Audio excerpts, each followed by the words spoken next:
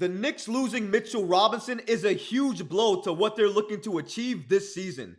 But obviously, the Knicks have no problem running out Isaiah Hartenstein and Jericho to help fill out that center position.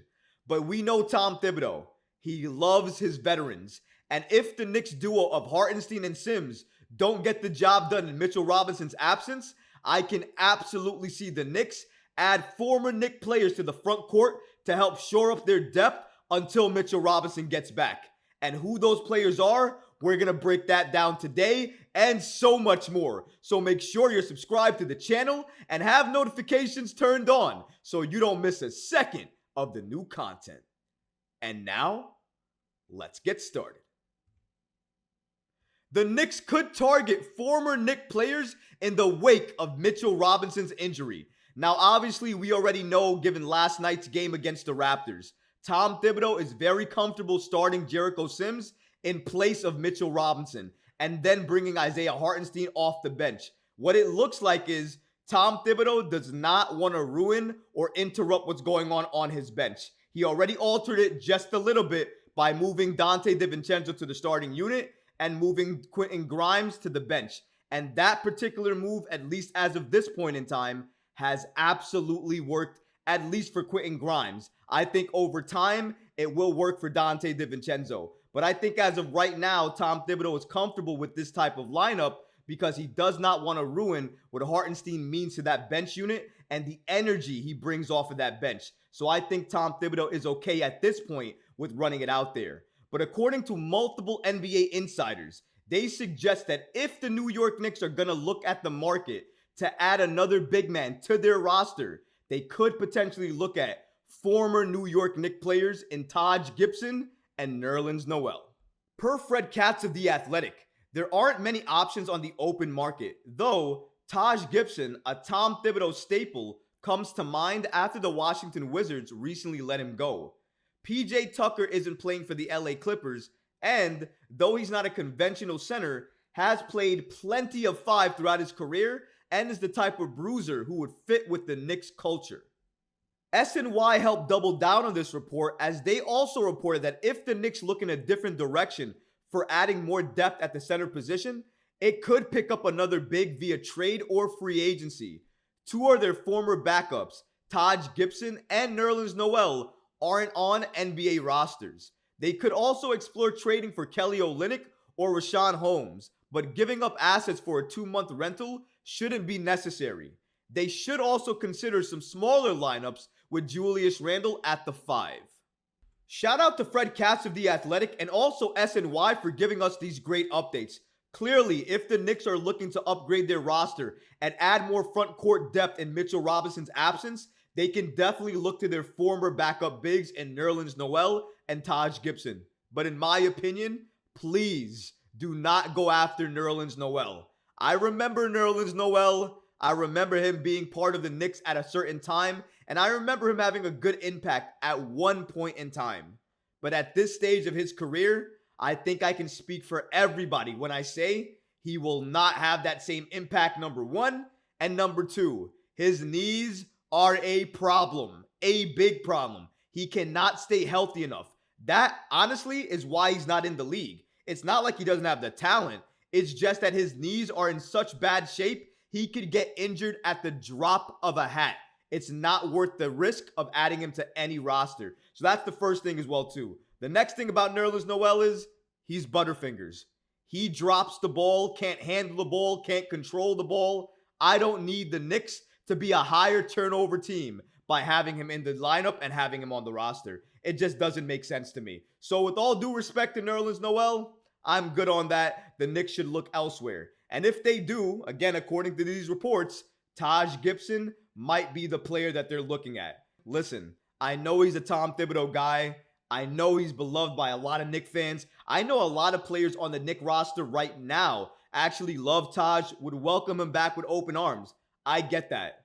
I think that experiment has long passed the New York Knicks. I don't think they need Taj Gibson at all. And honestly, I don't think they need him for 2 months because once Mitchell Robinson comes back, they're not going to play Taj Gibson anymore. It's going to be Mitchell Robinson, Isaiah Hartenstein, and if they need another big, they're likely going to go to Jericho. They're not going to go to Taj. Love Taj. Love what he did for the Knicks when he was here. Respect his hustle. Respect his hustle. Respect his veteran leadership and what he can bring to any locker room that he joins. But I'm good on him as well, too. Thanks, but no thanks. I would rather the Knicks run out there Isaiah Hartenstein and Jericho Sims until Mitchell Robinson comes back. And if it doesn't work for whatever the reason may be, I would rather them call up one of their two-way players and have him play spot minutes until Mitchell Robinson comes back. I don't think the Knicks need to add or trade to add more center depth to this team until Mitchell Robinson comes back, because I think they're good with Isaiah Hartenstein and Jericho Sims at this point in time. But one thing an SNY insider noted here was that the Knicks should potentially consider running Randle out there at the 5 spot. And I've been saying that for a few years now. The Knicks need to utilize their depth and the players that they have at different positions depending on the team that they're facing, so that way they can take advantage of matchups. And sometimes, not all the time, but maybe 5 minutes, 7 minutes, 10 minutes, run Julius Randle out there at the 5 spot, because he would give other centers nightmares. No other centers are going to want to bully ball with Randle down low. They're not going to want to run up to Randle at the 3-point line or the perimeter. They're not going to want to have to be that physical with Randle, because when you play against Randle, you're going to have to be another physical player. And a lot of players around the league do not like getting pushed around like Randle's going to do. Randle pushes you around, especially down low. You don't want that. So I know a lot of centers are not going to want that physicality down low with Randle. That means he might get easier looks at the basket. Tom Thibodeau is going to have to experiment. And what better time to experiment with Mitchell Robinson out? It is the best time to do this. And you never know, you might add value to different players by running out this type of lineup. So I don't know why Tom Thibodeau and the Knicks would not even entertain it in a few short minute bursts. 5 minutes, 7 minutes, 10 minutes. Why not? Depending on the matchup, the Knicks should absolutely look to do this. But another thing that Fred Katz mentioned that I wanted to go back and look at. He mentioned PJ Tucker. He stated that he isn't playing for the LA Clippers. And though he's not a conventional center, he's played plenty of 5 throughout his career.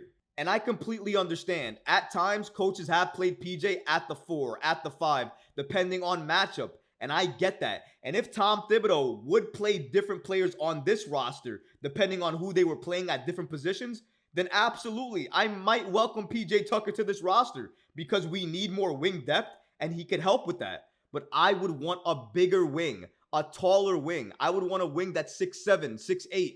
I do not want a wing that's likely Josh Hart's size. I think he's 6'5", and Josh Hart is 6'5" as well too, or 6'4". So those two are likely the same height. And also, both Tucker and Hart both play bigger than their positions, which is why Tom Thibodeau was comfortable playing Josh Hart at the 4. Why Steve Kerr was comfortable playing Josh Hart for Team USA at the 4. So clearly, if PJ Tucker was on this team, you never know. Depending on the situation, Tom Thibodeau may play him at the 4 and might put Josh Hart back at his natural position of the 3. I don't know how that would work out, but I do know that he would take away time from the younger talent on the team. And I don't think any New York Knicks fan would want that to happen. I don't think it matters, or that it's a need at this point in time for the New York Knicks to seek a trade to add more front court depth because Mitchell Robinson is out. I think at this point in time, the best case scenario, the best thing that they can do is sit and wait and see what Isaiah Hartenstein, Jericho Sims, and this Knicks team does all together. And if something needs to change, I would hope they look at the roster that they have and the players that they have to help facilitate that change, rather than going out and getting whether they're former Knick players or going out and making a trade that they don't need for a rental for a player for 2 months until Mitchell Robinson comes back. I would rather them ride out Hartenstein and Jericho Sims until Robinson is healthy enough to come back. And hopefully at that point in time, Robinson is joining a playoff team. Because I think if all of the Knicks players are locked in and focused, even with Robinson out, they can still be a playoff team. They just have to continue playing the right way, moving the ball, and making sure everybody is focused and hitting their shots when open. If that can happen, this Knicks team can compete with any team on any given night. But what about you guys? What do you think about this situation and all of these reports indicating that if the Knicks are going to look to upgrade more front court depth on their roster, they could potentially look to add former Knicks Nerlens Noel and Taj Gibson? Let me know in the comments below, guys, because honestly, I would love to hear from you. But that's going to do it for this episode. I hope you enjoyed it. And if you did, go ahead and smash that like button, leave a comment below, and of course, guys, please subscribe to the channel. Until next time, Knick fans. Peace.